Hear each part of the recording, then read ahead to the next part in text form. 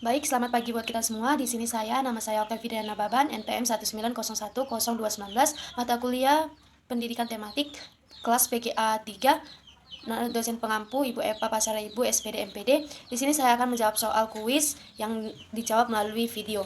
Yang soal yang pertama yaitu jelaskan alasan yang mendasar diterapkannya pembelajaran tematik untuk kelas 1 sampai kelas 3 SD dan untuk kelas 1 sampai kelas 4 SD. Jawabannya adalah yang pertama adalah peserta didik mudah memusatkan perhatian pada suatu tema yang tertentu, di mana satu tema itu bisa terbagi-bagi untuk beberapa mata pelajaran atau bidang studi. Yang kedua, peserta didik mampu mempelajari pengetahuan dan mengembangkan berbagai kompetensi dasar antara mata pelajaran dengan tema yang sama.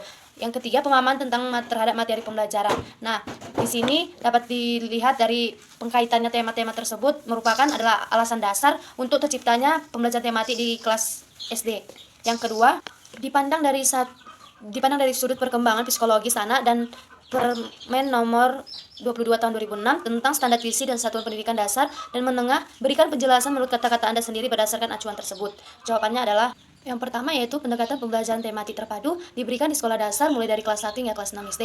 Yang kedua, pendekatan yang digunakan untuk mengintegrasikan kompetensi dasar dari berbagai mata pelajaran, yakni intradisipliner, multidisipliner, dan juga transdisipliner. Intradisipliner ini dan juga transdisipliner sangat berkaitan, di mana semua mata pelajaran atau semua bidang studi dikaitkan dalam mata pelajaran tematik ini kecuali pembelajaran agama. Nah, yang ketiga, pembelajaran tematik terpadu diperkaya dengan penempatan mata pelajaran dengan bahasa-bahasa yang tepat untuk mengkaitkannya. Yang keempat, pembelajaran tematik terpadu diperkaya dengan mengacu pada indikator masing-masing, yang dimana indikator ini menunjang pembelajaran tematik ini. Soal yang ketiga, pembelajaran tematik adalah pembelajaran yang bermakna. Jelaskan makna dari kata-kata tersebut dan berikan contohnya. Jawabannya adalah, artinya adalah pembelajaran tematik ini bukanlah pembelajaran yang sembarangan dan memiliki makna yang berdasarkan dari pengkaitan beberapa tema, dari beberapa mata pelajaran dengan menggunakan satu tema saja. Nah, contohnya ini kita menggunakan tema lingkungan hidup. Lingkungan hidup ini terkaitnya dengan pelajaran IPS. Lingkungan itu terbagi-bagi, lingkungan sosial, lingkungan budaya. Baru kalau yang digabungkan dengan lingkungan hidup di IPA, lingkungan hidup ini banyak sekali makhluk hidup yang ada di dalamnya, seperti makhluk hidup hewan, tumbuhan, manusia, dan berbagai macamnya yang lain. Soal nomor keempat, jelaskan landasan pembelajaran tematik berdasarkan filosofi, psikologis, dan yuridis dan aplikasinya dalam pembelajaran. Jawabannya ada landasannya berdasarkan filosofis, yaitu yang di sini dimana terbagi menjadi 3 aliran. Ini dipengaruhi 3 aliran atau filsafat, yaitu yang pertama progresivisme, konstruktivisme, dan humanisme. Nah, yang kedua, landasan psikologis dalam pembelajaran tematik terutama berkaitan dengan psikologi perkembangan peserta didik dan psikologi belajar. Psikologi ini perkembangan diutamakan dan menemukan atau isi materi tentang materi pembelajaran tematik yang diberikan kepada siswa agar ikut serta dalam pembelajaran ini. Nah, psikologi belajar memberikan kontribusi dalam hal berbagaimana pembelajaran tematik tersebut disampaikan. Yang ketiga, landasan yuridis, di mana dalam pembelajaran tematik berkaitan dengan berbagai kebijakan atau peraturan yang mendukung pelaksanaan pembelajaran tematik di sekolah dasar. Nah, landasan ini terdapat dalam Undang-Undang Nomor 23 Tahun 2002 tentang perlindungan anak, dan juga yang menyatakan bahwa setiap anak-anak berhak memperoleh pendidikan dan pengajaran dalam rangka perkembangan dirinya. Soal nomor kelima, sebutkan implikasi pembelajaran tematik pada guru, siswa, metode, sarana prasarana, sumber belajar, pengaturan ruang, dan pemilihan media menurut Anda sendiri.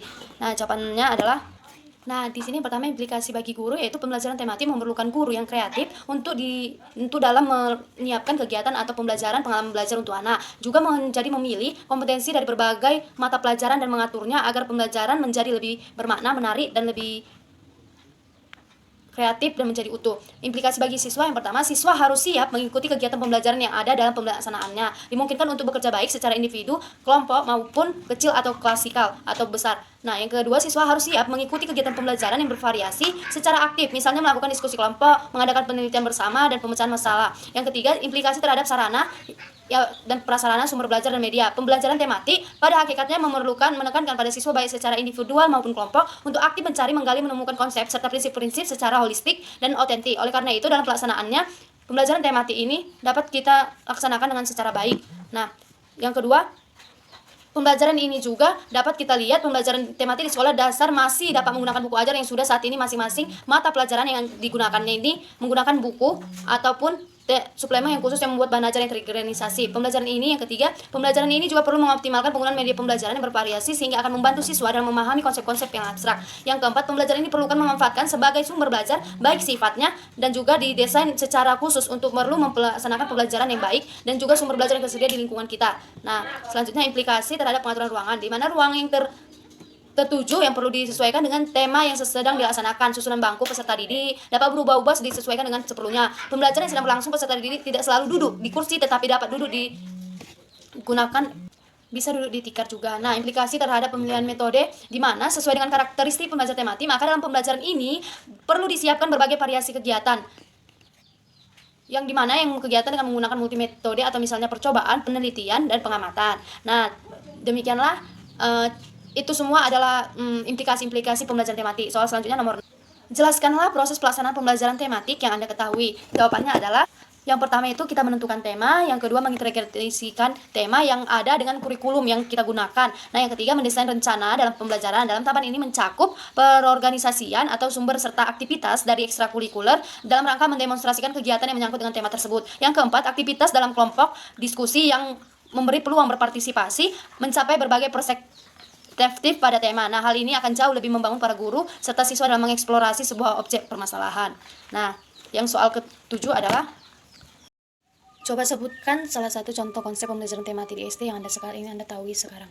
Nah, contoh konsepnya itu di mana pertama kali menentukan tema tersebut, di mana dalam tema itu dilihat dari kurikulumnya yang digunakan yang mengkaitkan dengan arti dan landasan-landasan dalam kurikulum tersebut. Nah, selanjutnya setelah diketahui landasan dan konsep-konsepnya itu yang pertama tentang kurikulumnya, lalu dikaitkan dengan mata pelajaran lainnya. Digunakan suatu tema yang tadi telah ditentukan dikaitkan dengan pembelajaran lainnya.